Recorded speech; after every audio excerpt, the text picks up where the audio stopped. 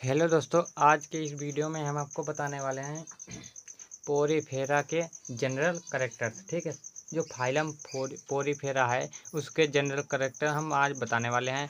और हमने जो प्रोटोजोअन होता है उसके जनरल करैक्टर हमने आपको बता दिए। तो चलिए शुरू करते हैं। क्या होता है पोरीफेरा?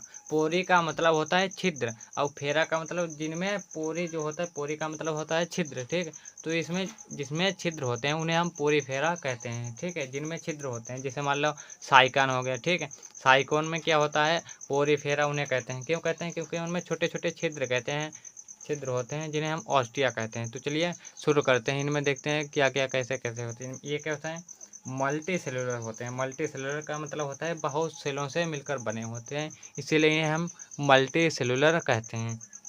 एंड इनके पास कोई ऑर्गन्स नहीं होते हैं, यानी कि कोई ऑर्गन्स नहीं होता। जैसे हम लोगों के हैं या बाकी जीव के हैं, इनके पास कोई भी ऑर्गन्स नहीं होते हैं। ठीक है, आगे देखते हैं। मल्टी सेलुलर होते हैं और इनके पास कोई भी ऑर्गन्स नहीं होते हैं। फिर चलिए अगला देखते हैं। इन एनिमल्स को स्पंज कहते हैं, यानी कि इन्हीं एनिमल्स को क्या कहते हैं, स्पंज कहते हैं। ठीक है, फिर आगे देखते हैं दूसरा करेक्टर। इसमें स्मॉल स्मॉल पोर्स पाए जाते हैं। पोर्स का मतलब होता है छिद्र पाए जाते हैं। ठीक, पोर्स पाए जाते हैं। पोर्स का मतलब होता है छिद्र पाए जाते हैं।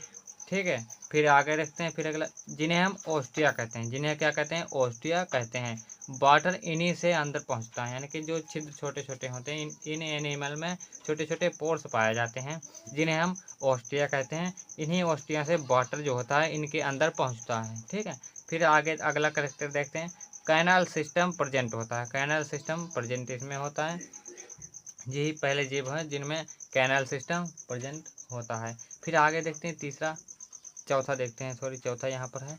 यह फिक्स्ड होते हैं। फिक्स्ड का मतलब होते हैं रुके हुए, स्थानबद्ध होते हैं। ठीक, फिक्स्ड होते हैं तथा सिंगल और कॉलोनियल होते हैं। सिंगल यानी कि अकेले भी रह सकते हैं और बहुत सारे मिलकर भी रह सकते हैं, यानी कि दोनों प्रकार से रह सकते हैं। फिक्स्ड होते हैं यानी कि स्थानबद्ध होते हैं, सिंगल भी रहते हैं यानी कि अकेले भी, एकल भी होते हैं, और कॉलोनी यानी कि बहुत भी होते हैं, बहुत भी हो सकते हैं। ठीक, फिर अगला है करेक्टर। यह डिप्लोब्लास्टिक एंड अनसिमेट्रिकल होते हैं।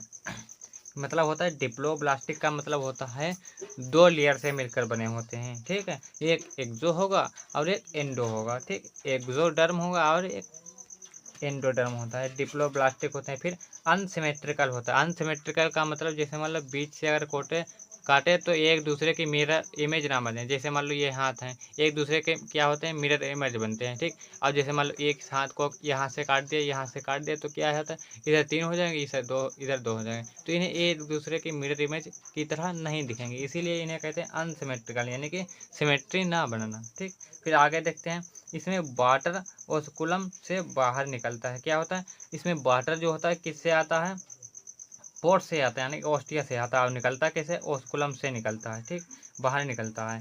फिर आगे देखते हैं छठा करेक्टर हम देखते हैं इसमें। फिर अगला देखते हैं। वाटर का नियमन कीप सेल से होता है। कीप सेल, इनमें क्या होता है, कीप सेल पाई जाती हैं। उन्हीं से क्या होता है, वाटर का नियमन यानी कि आदान प्रदान होता रहता है, इधर से उधर पहुंचता रहता है। फिर आगे देखते हैं। कीप सेल ओनली स्पंजों में प्रेजेंट होते हैं। जो स्पंज होते हैं इसी के सदस्य होते हैं, यानी इसी के एनिमल होते हैं, उन्हीं में क्या होते हैं, कीप सेल्स पाई जाती हैं, स्पंजों में पाई जाती हैं। ठीक है, फिर अगला देखते हैं।